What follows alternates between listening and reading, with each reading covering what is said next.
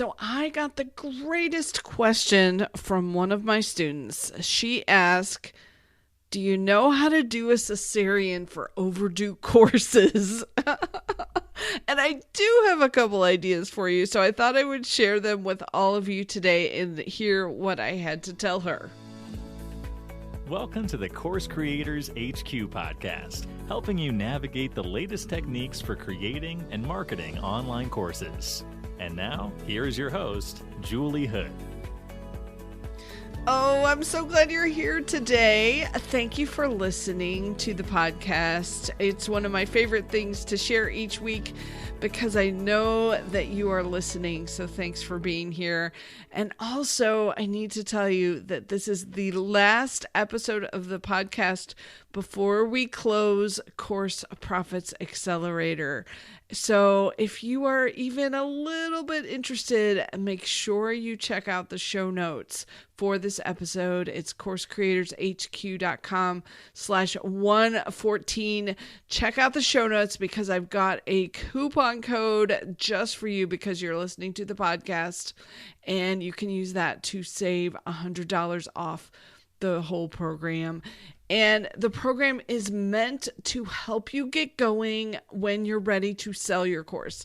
Because I know you've done that hard part of getting it created, and now you're like, oh my goodness, I have to figure out how to sell this thing. And so I want you to use my 20 years of hard-earned experience, lots and lots of tears and successes along the way, and save yourself so many heartaches by we're going to use my Course Profits Blueprint that literally has taken me 20 years to put together. It walks you step by step through what you should be doing now to sell your course, what you need to save for later. Because that's one of the things I see happening quite a bit with my students is they kind of spin from one thing to another, and they try something, it doesn't get real good results, they jump to something else. And so we try to stop all that because I really want you to stay focused on the things that, number one, that you like to do, the way you like to market, and number two, the ones that are going to get you in front of your perfect students. So that's what we're focusing on with Course Profits Accelerator. So come check us out. Use the link in the show notes or go to courseprofitsaccelerator.com. Okay, so today's episode, I am just so excited to share this. I'm so glad one of my students asked me this question because I think it's pretty common and it happens quite often in that you get pretty darn close on that course. Like you get the content created, you sort of get it going, and then you don't actually want to launch. So I've been studying this and trying to figure out what can happen. And so one of the big things, and when I heard this, I was like, yeah, I bet that happens to a lot of people, is when you don't actually release your course, you don't actually put yourself out there and risk it not working or it failing.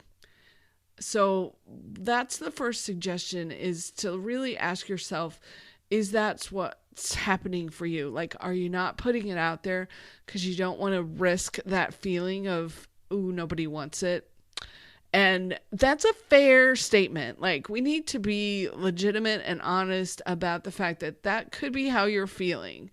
And also make it okay that if that first launch doesn't go well, that doesn't mean it's a bad course or that you're a bad instructor or that you can't still succeed with your course.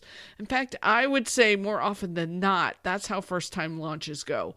And unfortunately, a lot of the hype about, oh, you can make so much money in this, people kick this off and they do so well. I think a lot of that comes from people who either have a big community already and they're introducing a course to them, or they have some good partners with a big community. And that's not fair to expect people who are just getting started to set that expectation. So sorry, I'm a little on a ranting mode this morning, but I want you guys to know this so that it's not so soul crushing if the first launch doesn't go well for you. So back to my thought about being hesitant to launch. This comes from our caveman days when, it was always safer to just stay in the cave. You didn't have to risk getting eaten alive or getting attacked. You did have to go out and get food and stuff, but it really was safer in the cave. And so our brains are kind of wired that way, to just stay in the cave. So we have to kind of step up and be like, okay, I am going to venture out.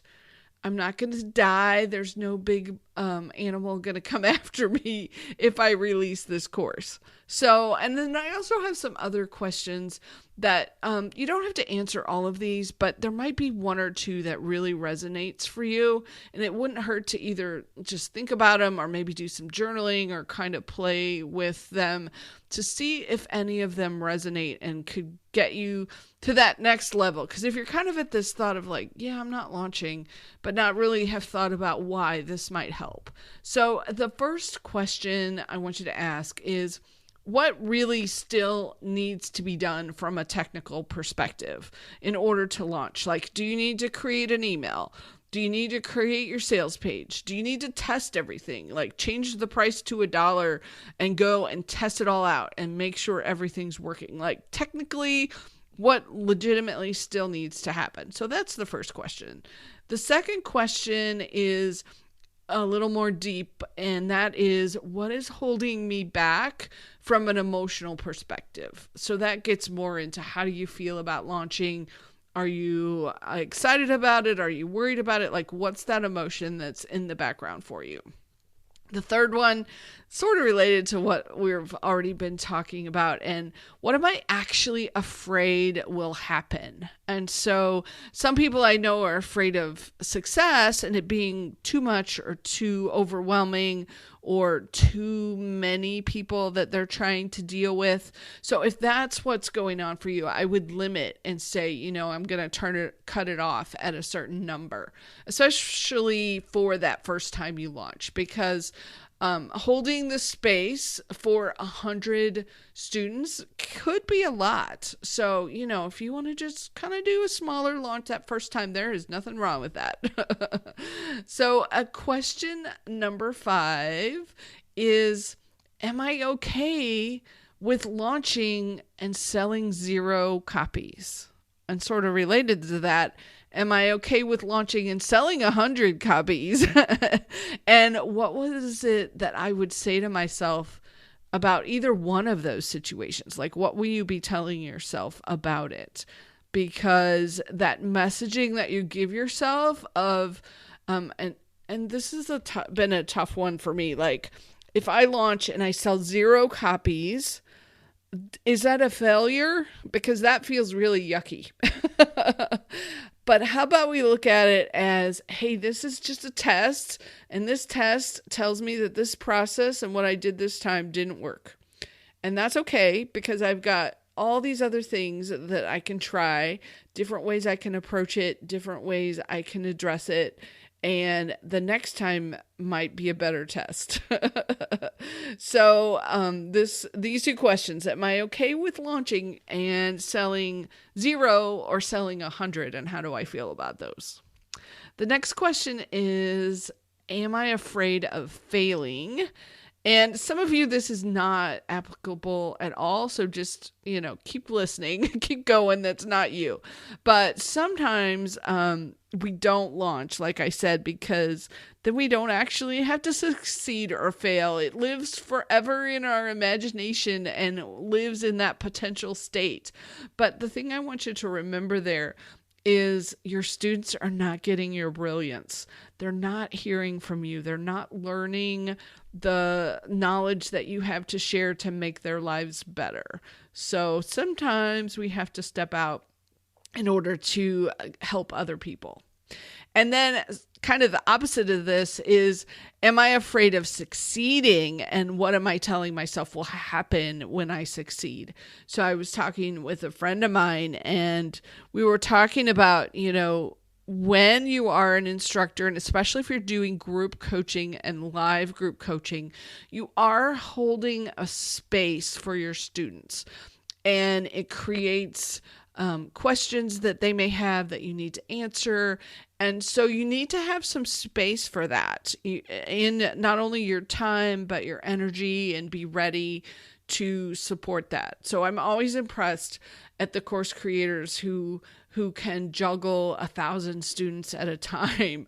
To me, that's really, really impressive. And I know they have some helpers, but it is something to be ready for. I don't want you to be scared of it, but just be ready and have some plans in place of, here's what I'm going to do if I step up and I get a lot of students, and I'm going to go hire an assistant right off to help with some of the things. I'm going to make sure I'm tracking questions so I can reuse answers. There's definitely ways to succeed as you're going with that. Okay, the next question is, am I worried about my course being perfect? And for all of you, if you are one of those perfectionist folks, I get it. For a long, long time, I was really worried about this. And I have gotten way past it, I will say. You guys will get emails with problems. You'll get, I'll put out courses that don't have thumbnail images on it. Like, I've come a long way over the years. But if you are in that stage still of feeling like things have to be perfect, I want you to ask yourself why you feel that way. And where is that coming from? And it could be as simple as your parents and your teachers told you had to get perfect grades. Honestly, that can breed a lot of this worry about perfection. And then the second piece of this is, what if your course isn't perfect? What if something doesn't work right? Like, won't you just fix it? You'll take care of it. You will change the video. You will send out an update. You'll re-record. Like, even if it's not perfect, you will try to fix it, especially for the student that it happens to. So, give yourself grace that it's okay if it's not perfect. That's question number 8. Am I worried about it being perfect? And then question number 9 is, have I gotten some feedback from external folks? And I don't mean just your friends and your family, and especially the ones you know who are incredible supporters and will tell you everything is fantastic. Like, get some feedback that's a bit more objective. Put through a few beta students through your course. And I actually like to have folks who are doing betas still pay you a small amount, because there's something about when we pay for it that makes us actually dig in a little bit deeper. So don't just do them for free. Like, get a small fee for those beta testers, but make sure that you've gotten some feedback and you've heard from some people. Were they able to get the results that you promised from your course? Like, you do need to have that. And if not, then we want to go back and maybe make some changes, make some updates, teach a few other things, ask them where they got lost, or ask them what more they would like to know, or what other questions they have, and you can improve it. And I'd like to think about our courses as kind of being this ongoing, changeable sort of thing that we're always improving. And I know with mine, I'm always adding things. I have different versions. The first version usually is okay, and it'll get results, but boy, it gets better. The more I teach it, the more I do it, the more I tweak it, the more lessons that I can add when somebody asks a really good question, and I put a new lesson in to answer that question. Because more than likely, if you get a question from one person, there's probably 5 to 10 more people who have the same question. So the last thought for you is to get some objective feedback about the course if you're really worried about launching, so that you feel confident and you feel comfortable that the course is good and will get the result that you're promising.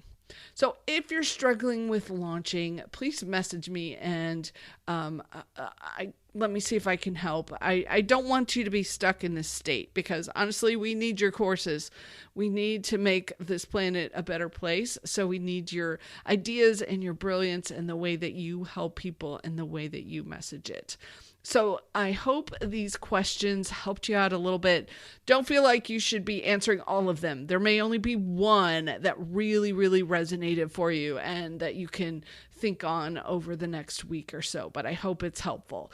And then if you really want to dig into this a little bit more, make sure you get signed up for Course Profits Accelerator. Like I said, I'm closing it. This will be the last podcast episode before we close it.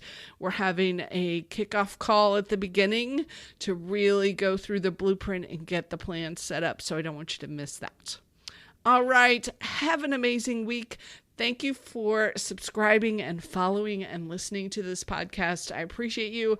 I hope it was helpful and that you move yourself just a little bit forward by listening and taking action on some of these ideas. Thanks for being here. Take care, and I will talk to you on the next episode.